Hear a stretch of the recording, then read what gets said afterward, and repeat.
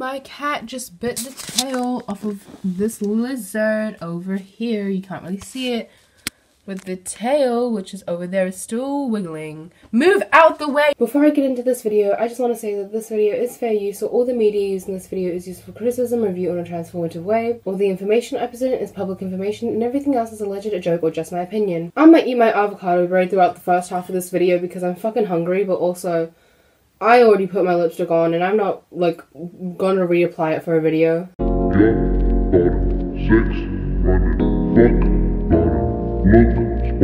So the first thing I'm going to talk about is Tess Holiday, and if you don't know who she is, she was a model that was on the cover of some sort of magazine. I don't remember what magazine it was, but there was a lot of backlash towards her being on the front cover because everyone was saying, like, she's glorifying obesity by being an overweight model on the front page of this magazine, which I personally find really funny because there are so many skinny models that everyone's like looks at and they're like perfectly fine with it and they think that they're healthy, or they don't really even care about the health of that model, because let's be fair, a lot of people don't actually care about the health of models unless it's a fat model or a plus size model, and all of a sudden it's because they actually do care about health, and this is actually not really healthy, despite the fact that, like, a lot of these skinnier models aren't healthy either. A lot of them have some sort of eating disorder. A lot of them are working themselves to the bone to be this size that their body is not supposed to be at. A lot of them do have things like anorexia or bulimia or some other kind of eating disorder that restricts their eating, or some other kind of mental illness that surrounds their body image and their weight. But it's okay for them. It's okay for them to be not healthy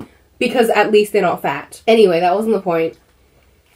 So Tess Holiday recently came out and said that she's, like, getting help for her anorexia. And there were so many articles and shit like that just coming out and be like, how do you have anorexia? You're overweight. Overweight people can't have anorexia. Overweight people, they can only have binge eating disorder. Before you, like, know the facts about it, like, if you, like, know that it's, like, not true, like, low-key you know, but, like, you don't know the facts behind, like, eating disorders and, like, statistics or, like, diagnosis and stuff like that, like, it's very hard to negate that point of, like, oh, yeah, like, but don't worry, babes, I got you. Because the old, like, medical diagnosis for anorexia, this was before 2013, so it was changed quite a while ago. But one of, like, the main, like, criteria that you had to have in order to be considered anorexic was that you had to be very, very underweight. And I saw this TikTok a while back. It was basically a comedian talking about their eating disorder, and they thought that it would be good to get help for it, so they went to, like, counseling or, like, the doctors or somewhere, and he basically sat down and was like, I think I have an eating disorder. And they basically told him that he didn't have an eating disorder because you had to, like, lose 5 pounds in order to be considered, like actually, like, having an eating disorder, and up until then you just have disordered eating. And obviously, since, like, you know, he's a comedian, this is part of his comedy thing, he was like, oh, then should I come back? Like, is this, like, a kind of goal that he's setting for me? Which is, like, an actual issue, because if you're not, like, anorexic, or if you're not, like, in that kind of mindset, then, like, imagine if you were, and, like, somebody told you, like, you're not actually sick enough because you haven't lost enough weight, which is your main goal. Your main goal is, like, I have to lose weight because I'm too fat. And I'm letting you know, actually, you're still kind of fat because you haven't lost enough weight. Like, imagine, because, no, that's how, like, just imagine that, like, oh my god. Anyway, he also compared it to, like, drug addiction, how it's basically the equivalent of saying, yeah, you're not actually a heroin addict, you're just addicted to heroin. But now anorexia and other, like, eating disorders are considered, like, mental disorders. And there's a new diagnosis for, like, a subset of anorexia, where, like, the checklist for it is, like, every other thing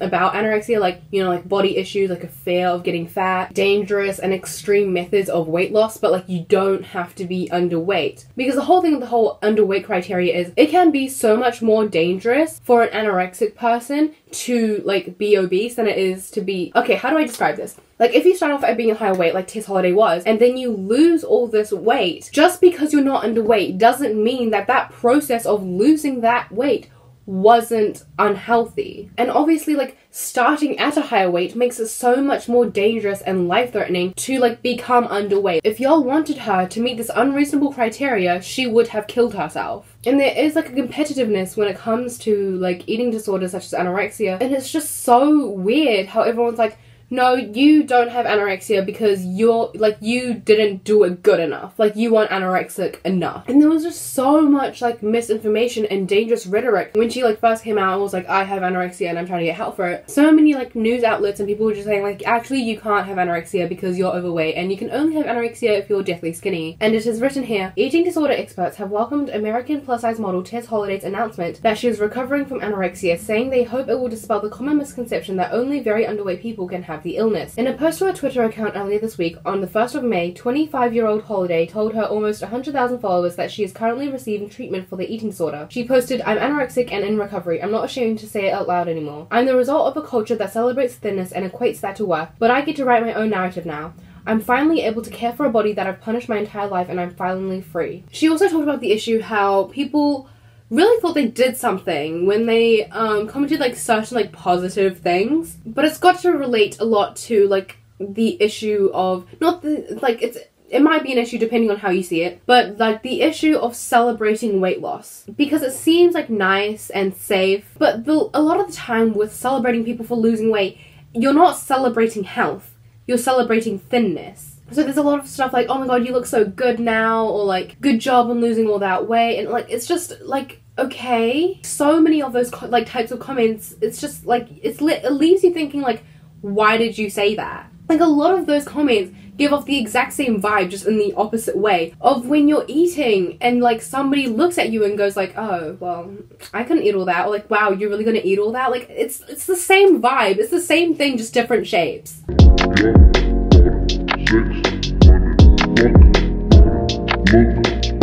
So in my last video, I think it was my last video, I talked about a former employee of James Charles and the lawsuit that's going on between them, because she essentially said that he didn't pay her for her like extra work that she was doing after she got promoted, because she was still doing like her old job but wasn't getting paid for that, and that he essentially just fired her for like having a concussion, not being able to work while having a concussion, and also that he didn't pay her the wages that she was due after he fired her. So James Charles, even though he's like taking a break from social media because of his like, you know, sending nudes to children type thing, he came back because he said that he was like feeling cornered and threatened, and I'm pretty sure he said like, I feel like I'm being blackmailed at the moment. So he made a statement regarding this entire lawsuit thing. It basically alleges that she was wrongfully terminated, overworked, and underpaid, all of which are untrue. So James says that he had and like has an issue with the fact that she is talking to news outlets and letting them know like her side of the story, I guess, and making what he calls defamatory claims. These claims range everything from, I was so lazy, she had to force me to get out of my bed and brush my teeth,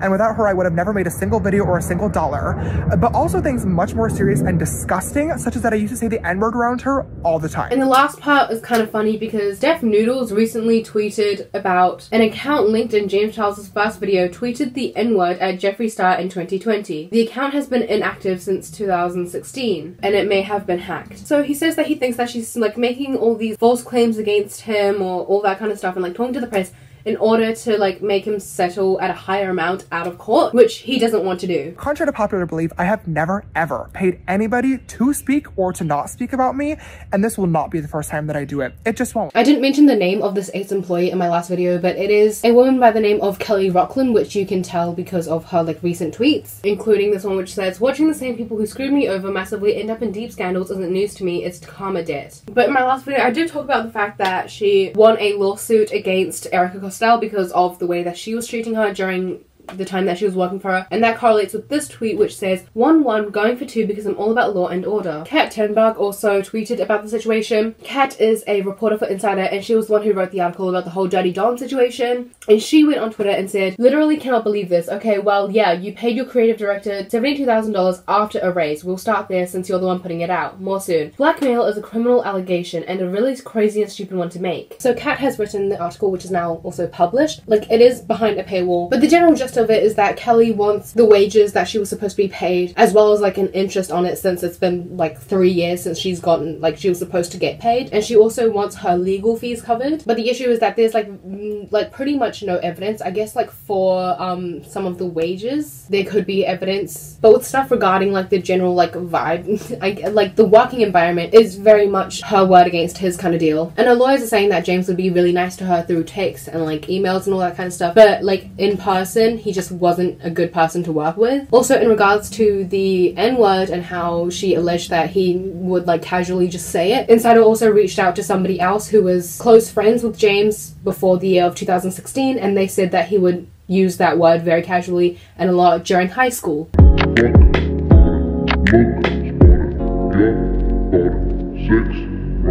And the last thing I'm going to be talking about is Tristan Bailey, and I'm going to refer to like mostly like other people's like tweets and stuff in order to tell the story. So a 13-year-old girl, Tristan Bailey, was raped and murdered by a 14-year-old boy, Aiden Fucci, and possibly a few others by the looks of these horrendous Instagram posts and comments. The boy shows no remorse, just takes a look at the selfie he posted from the cop car. Don't take everything said in this tweet as fact, by the way, I'll get into that later. But this is the photo which says, "Hey guys, has anyone seen Tristan lately?" Also from an account of what I'm guessing is one of his friends, they posted a picture of him and said, "Free Aiden," and Ryan commented under that saying, "At first I felt bad for doing it, but I don't." There are also these comments which say, "I remember when we got done doing our business and the feds were looking for you, so we tried to get out on our bikes. You got caught up, but I managed to escape. My dad gonna get you out the hammer soon, bro, trust. But Tristan Bailey was wet as fuck, watermelon." Connor said, "Free him, that girl probably deserved it. We don't know the full story yet. She should have just let Aiden fuck, but she wanna be bossy. Facts, all she had to do was drop her drawers, but she refused." Also, who wants to be it? I'm ignoring everything else because that's already like face value type shit, but who wants to be the Connor's white? He says the N-word again, saying, "Young boy from the trenches, just trying to make it out. Rip Jeff, free Aiden." Who the fuck is Jeff anyway? Somebody said, "You really helped rape and murder that poor girl. What the fuck is wrong with you? I hope you burn in hell." To which Connor says, "We told her to drop her drawers and she didn't listen, so we did what we had to do." Not Eliza said, "All of these kids publicly admitting to being involved by what they're saying on Instagram and need to be further looked into. And Aiden Fucci needs to be tried as an adult. I'm disgusted and heartbroken by this entire situation as someone who is the oldest of 5 sisters." People also found accounts like these, which are basically just there to like mock Tristan and defend Aiden, I guess, but there's really like, it's not defense, it's just like, yeah, he did this thing, but also like it wasn't wrong. I wouldn't be surprised if one of the boys made this account themselves. I would be more surprised if they didn't. This is beyond disgusting. They're also using some of the fake accounts they've made to catfish and ultimately cause other girls to be doxxed and threatened. This is so fucking pathetic. They're old enough to know better. There are no excuses whatsoever. The amount of people I've heard in the hallway say she shouldn't have snuck out alone or she should have brought another girl. This was not her fucking fault. People are insane. It was the same when Sarah Everard was murdered. Why was she out? Why was she walking home? You should be able to sneak out or walk home in the dark without fear of murderous perverts. And then after Aiden was charged, these posts came out which say, "This is 13-year-old Tristan Bailey. She was raped and murdered by a group of 13 to 14-year-old boys, one of which, Aiden Fucci, 14, was charged with second-degree murder. She was just a child. Aiden needs to be charged as an adult. Along with his friends who are mocking Tristan and saying she got what she deserved, this needs more attention." Which leads me to the misconceptions about this case. These misconceptions doesn't make the situation any better. You might think it makes it less worse, but it definitely doesn't make it any better. So it's going around that a group of boys attacked Tristan when in reality, the sheriff of St. Johns County has confirmed that Aiden Fucci acted alone. It isn't confirmed that she was raped. It is known that Aiden and his friends posted memes of Tristan writing, "Don't dress like that and you won't get raped."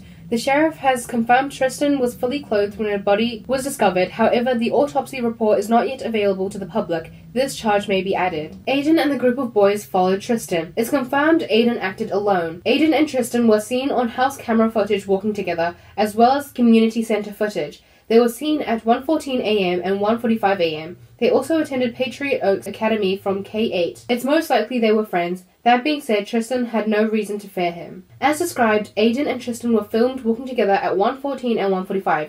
Footage also picked up the second person, Aiden, walking back the way they came sometime after 3 a.m. It is not confirmed whether or not Tristan was beat.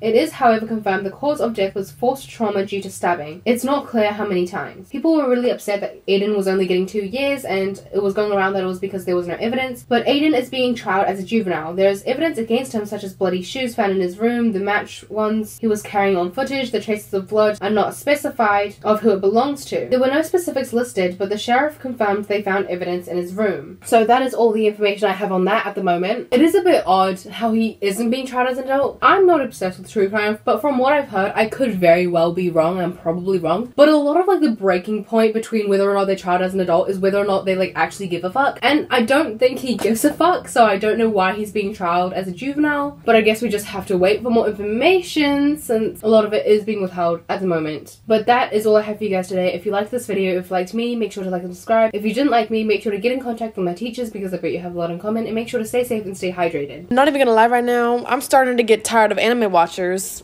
Y'all are getting a little bit bold, a little bit comfortable. Like the other day, this girl came up to me and she was white, derogatory, and she was like, Molly, I just finished Naruto. I'm literally more Asian than you. Like, how do you want me to respond to that? Yes, the big blue eyes are just like really selling it. Speak your truth. It's giving like bat eater core, bat eater aesthetic. Like I swear white people go to Chinatown once and suddenly they're in their Hello Kitty era. Oh, whoa. Like, okay, you got your California wanting boba tea, now leave. Voyage back to Wisconsin. Expedition back to Iowa. I think these Koreaboos see my blonde balayage and they're like, oh my god, she's a white wannabe. She hates being Asian. No, not quite. I'd rather be called a chink than a snow roach. At least my word has substance.